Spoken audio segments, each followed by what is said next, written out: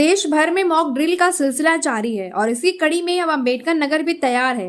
जिलाधिकारी अनुपम शुक्ला ने press conference कर इसकी जानकारी दी और जनता से एक बेहद जरूरी अपील की। चलिए सुनते हैं उन्होंने क्या कुछ कहा। के माध्यम से हमें जनता को यही सूचित करना है कि ये एक मॉक ड्रिल है, इसमें किसी भी तरह का घबराने की जरूरत नहीं है।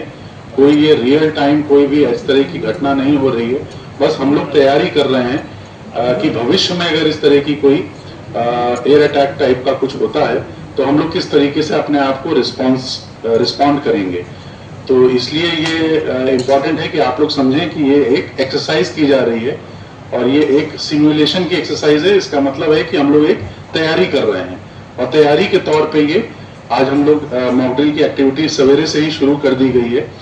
और एक इम्पॉर्टेंट जो हमें सूचना जनता को देनी है कि 8 से 8:30 बजे के बीच में सभी लोगों से निवेदन है कि अपना जो लाइट्स हैं उसको बंद कर लें अपने घर की। और अगर मान लीजिए उनके यहाँ इन्वर्टर से अगर चल रहा है तो इन्वर्टर भी अपना बंद कर लें। कहने का ये मतलब है कि पूरा ब्लैकआउट रहेगा आज शाम 8 बजे से लेके 8:30 बजे तक। ब्लैकआउट का मेन पर्पस यही होता है कि अगर कोई एयर अटैक हो रहा है तो उसको टारगेट की जानकारी ना मिले और वो जो है पूरा ब्लैक रहे, पूरा मतलब डार्क रहे, जिससे कि टारगेट पे अगर कोई मतलब हथियार फेंकना चाह रहा है या कुछ करना चाह रहा है तो वो ना कर पाए।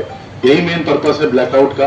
तो आप लोग के माध्यम से नगर पालिका क्षेत्र, नगर पंचायत क्षेत्र, ग्रामीण क्षेत्रों में जितने लोग रह रहे हैं उनको हम ये सूचना देना चाहते हैं। इसके साथ ही जनता से यही निवेदन है कि 8 से 8:30 के बीच में बाहर ना रहें, अपने घर के अंदर रहें और घरों में भी अगर किसी काले कपड़े से अपना खिड़की दरवाजा को अगर बंद कर सकते हैं तो बंद करें।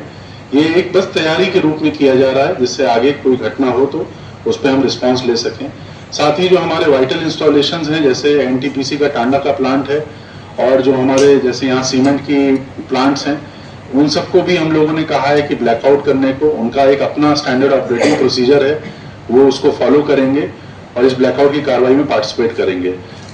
हम लोगों ने बच्चों के माध्यम से भी लोगों को ये सतर्क किया है। बच्चों को भी इस मामले में ब्लैकआउट में क्या करना है क्या नहीं करना है इसका एक विस्तृत हमने जिला प्रशासन ने गाइडलाइंस इशू की हैं। हम चाहेंगे मीडिया जो है उसको सर्कुलेट करे कि ब्लैकआउट के समय क्या करना चाहिए क्या नहीं करना चाहिए। इसी के साथ पुलिस ने भी अपनी तैयारियां की हैं और हम चाहेंगे एसपी साहब इस पर ब्रीफ बताएं। जो हम लोगों की तैयारी है उसमें सुबह से हम लोगों की जो है प्रिपरेशन हो चुकी है। जितने भी एनसीसी के हमारे स्टूडेंट्स थे वो फोटोज़ आप लोगों के साथ शेयर हुआ भी होगा मीडिया ग्रुप में। उनको पुलिस लाइन बुलाया गया था। जितने भी हमारे वेपन्स हैं उनकी ड्राई प्रैक्टिस और हैंडलिंग करवाई गई है।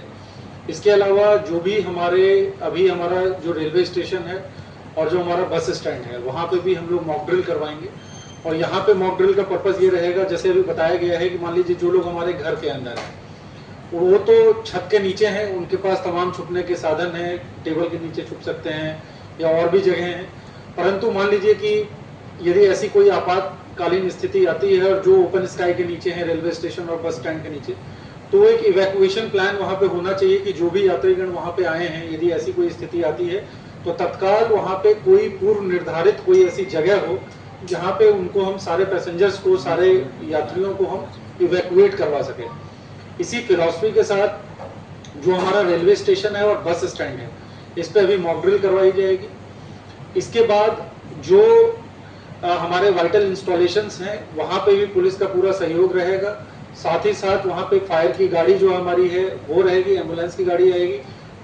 तो जैसे मान लीजिए आपका एनटीपीसी है, वहाँ पे सीआईएसएफ की जो टीम है उनके साथ पूरे कोऑर्डिनेशन में जो उनका मॉक ड्रिल है उसको कंक्लूड करवाया जाएगा। इसके अलावा जो भी हमारी इमरजेंसी रिस्पांस व्हीकल है 112 की, उनको प्रॉपर तरीके से ब्रीफ किया जाएगा कि भाई यदि ऐसी कोई सिचुएशन आती है तो आपको त्वरित रूप से पहुंचना है और इमरजेंसी रिस्पांस कैसा होना चाहिए, फर्स्ट एड वगैरह जो हमारी गाड़ियों में होता है उनको पूरी तरह से चेक किया जाएगा।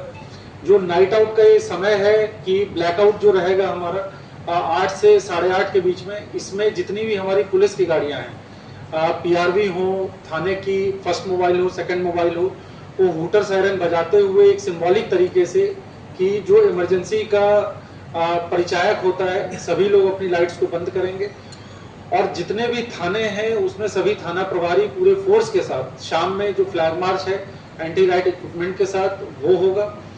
इन सभी चीजों के माध्यम से एक इसका एक कॉन्फिडेंस बिल्डिंग मेजर इसको कह सकते हैं कि पब्लिक में, आम जनमानस में एक कॉन्फिडेंस रहे कि नहीं, पुलिस प्रशासन जो है पूरी तरीके से तैयार है किसी भी सूरत को, किसी भी सिचुएशन को सही तरीके से उससे निपटने के लिए।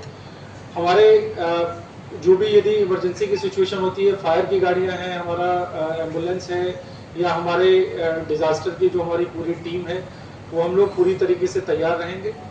तो पूरी तैयारी कर ली गई है, मॉक ड्रिल कर लिया जाएगा। आप लोगों से ये गुजारिश है कि पब्लिक में इस चीज को जो आपका चैनल है उनको ये बताया जाए कि एक तो ये कि तैयारी क्या की जा रही है, कॉन्फिडेंस बिल्डिंग मेजर है, इसमें किसी भी तरीके की घबराने की जरूरत नहीं है, पैनिक की जरूरत नहीं है, किसी भी तरह का र्यूमर मॉन्गरिंग नहीं होना चाहिए, अफवाह नहीं फैलनी चाहिए कि भाई अटैक होने ही वाला है या हो रहा है या फला जगह हो रहा है। तो ये र्यूमर मॉन्गरिंग नहीं होनी चाहिए। ये आप लोगों का भी दायित्व है। और जो हमारे चैनल्स हैं, जैसे बीट के हमारे कांस्टेबल्स हैं, तो हर कांस्टेबल लेवल पे एक व्हाट्सएप ग्रुप बना हुआ है बीट के क्षेत्र का। हम लोग उसमें भी टू डू और नॉट टू डू, क्या करें क्या ना करें, इस तरह के मैसेजेस हम लोग भिजवा देंगे। और जैसे जो ग्राम प्रधान है उनके माध्यम से भी जो है वो बताया जाएगा। लेकिन जो आप लोग मीडिया बंधु आए हैं, आपसे भी गुजारिश रहेगी कि जो सही सूचना है आप लोग भी अपने जो आपके ऑडियंसेस हैं उन तक भिजवाएं। धन्यवाद।